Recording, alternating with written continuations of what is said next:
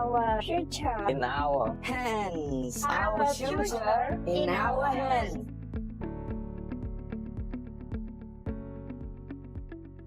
ជំរាបសួរសួស្តីទាំងអស់គ្នាខ្ញុំថារីខ្ញុំជានាយិកាប្រតិបត្តិនិងជាស្ថាបនិករបស់ក្រុមហ៊ុន Sutrade មែនតើទៅខ្ញុំខ្លួនឯងគឺជាវិស្វករស្ត្រីម្នាក់ដែលរៀនជំនាញវិស្វករបរិស្ថានអញ្ចឹងនៅពេលដែលយើងរៀនវិស្វករបរិស្ថានយើងគិតគូរមែនតើទៅលើនិរន្តរភាពនៃប្រព័ន្ធប្រព្រឹត្តកម្មទឹកកខ្វក់ដែលក្នុងនោះពួកយើងផ្ដោតសំខាន់ទៅលើថាតើយើងរក material អីគេដែលវាជានិរន្តរភាព material ឬក៏ប្រើប្រាស់នៅក្នុងវិស័យចម្រោះទឹកកខ្វក់និងសំណង់អញ្ចឹងណាអញ្ចឹងពេលហ្នឹងយើងឃើញថាសកេដូងគឺវាអាចយកមកប្រើប្រាស់បានជាតម្រងចម្រោះដែលវាជាវត្ថុធាតុដើមដែលមានសុវត្ថិភាពក្នុងការផ្ដល់អត់មានផលប៉ះពាល់អវិជ្ជមានណាមួយទៅកាន់បរិស្ថានវិញអញ្ចឹងបើសិនជាយើងអត់មានការទទួលបានទឹកស្អាតនិងអនាម័យទេអញ្ចឹងវាប៉ះពាល់មែនទែនទៅដល់សុខភាពសាធារណៈវាប៉ះពាល់ទៅដល់ទាំងផ្នែកបរិស្ថានជីវៈចម្រុះហើយនិងការរស់នៅសុខដុមរមនារបស់សហគមន៍ផ្សេងៗផងដែរអញ្ចឹងទាំងអស់ហ្នឹងឯងដែលធ្វើឲ្យបងចាប់អារម្មណ៍ឲ្យផ្ដោតសំខាន់ទៅលើវិស័យវ៉កតាមពិតទៅនៅពេលដែលយើងធ្វើការជាមួយនឹងសហគមន៍ណាគឺពិតជារឿងល្អមែនទែនសម្រាប់ខ្ញុំផ្ទាល់ហើយជាមួយនឹងក្រុមការងារកាលណាដែលយើងចោះទៅផ្ទាល់មួយសហគមន៍យើងបានឃើញពីបញ្ហាប្រឈមជាក់ស្ដែងយើងបានឃើញ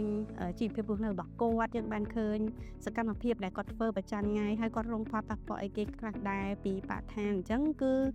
ទាំងអស់ហ្នឹងឯងដែលធ្វើឲ្យយើងមានគំនិតច្នៃប្រឌិតហើយយើងចេះ create solution នឹងជូនទៅកាន់ពួកគាត់ឬក៏បើសិនជាយើងអាចផុតខ្លួនឯងនៅក្នុងស្ថានភាពរស់នៅបែបហ្នឹងតើយើងនឹងធ្វើម៉េចអញ្ចឹងវាគ្រាន់តែជា question មួយដែលពេលដែលយើងចុះទៅគឺយើងអាចរៀនសូត្របានពីសហគមន៍យើងផ្ដល់ដំណោះស្រាយអីទៅកាន់សហគមន៍ហើយយើងធ្វើ behavior change របៀបម៉េចពីព្រោះការផ្លាស់ប្ដូរអីយ៉ាបត់សម្រាប់គម្រោងមួយឬក៏សហគមន៍មួយអត់ងាយស្រួលទេខ្ញុំទទួលស្គាល់ដែរប៉ុន្តែបើសិនជាយើងកាន់តែចង់ទៅមួយគាត់កាន់តែធ្វើការស្និទ្ធស្នាលមួយពួកគាត់ខ្ញុំជឿថាគាត់នឹងគាត់នឹងអាចចាប់ផ្ដើមជឿជាក់លើពួកយើងណាពីព្រោះដោយសារ